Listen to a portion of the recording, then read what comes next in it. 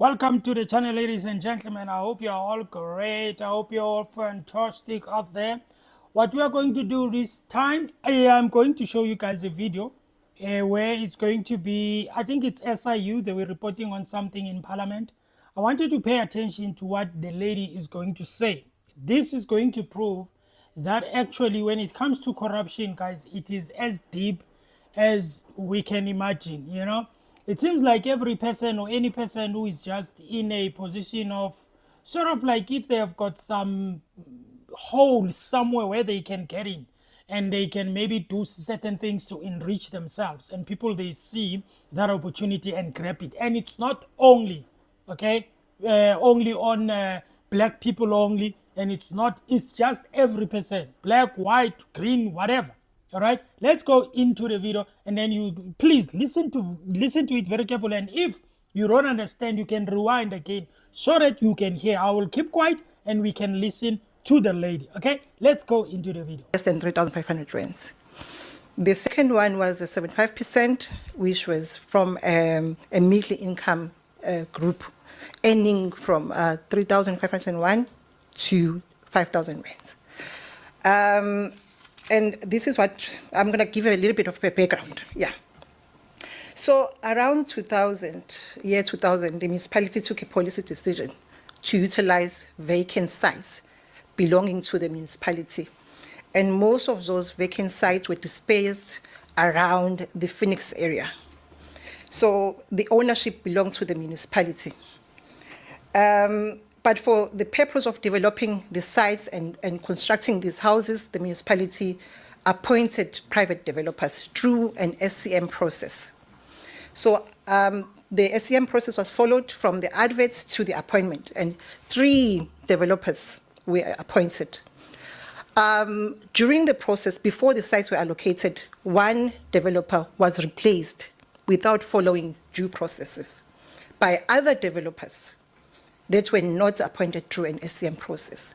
And the officials, as a result, we have referred all of them that were involved during that appointment. So they are named in the report. I'm not going to, unfortunately, I'm not going to name them because the DC process has not commenced.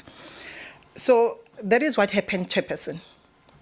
What we found because the whistleblower only reported 29 sites in Phoenix, we conducted site visits in Phoenix, and we found that there was going to be, the service sites were going to be sold at 30,000, excluding VAT.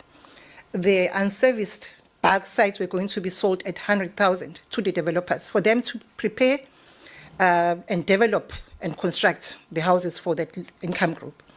But what we found in Phoenix was that the developers were developing and selling the sites, and we're benefiting in terms of profit. I'll make an example. There was a site that was sold for 34,000, that is including VAT, but was sold at 500,000. So the transfers, they are deriving no benefits. There were sites, the bulk sites, which were sold at I'm going to make an example because I've got the final report with me here. I'm just going to make one example as to how they derive profit.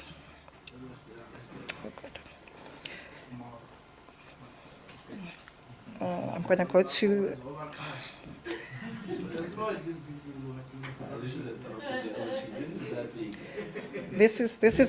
Remember, these sites, there are various sites that are owned by them. This is just a sample that was reported to SIU, so our mandate was only limited to these sites.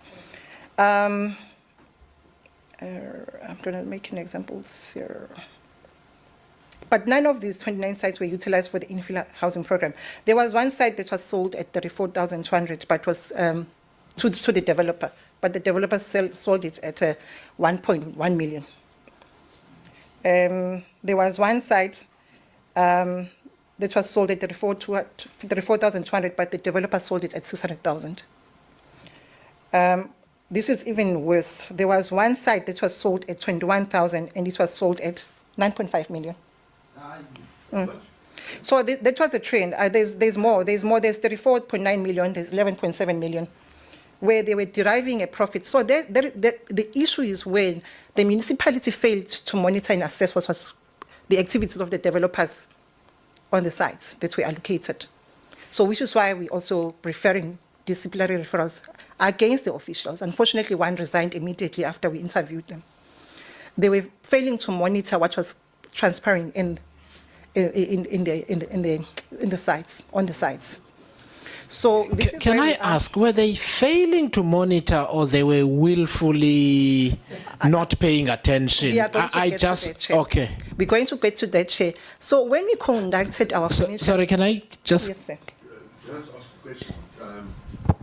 If a person resigns, does that stop you from dealing with them? I mean, because surely if there are criminal actions in place, it doesn't really matter whether they're an employee or not. I mean... We still proceed. We proceeded, as you can see, how many NPA referrals we made against the officials and the directors and the developers, the companies. So when we conducted the financial analysis of the bank statements, we found that some of the developers were paying gratification to the officials. There is one positive matter that has been where we've directly linked the payments from the developers to that one official. So the NPA is proceeding with the corruption charge against that official as well as the developers. That is the same developers that you are referring for blacklisting, because there is a positive corruption case that the Hawks are now investigating.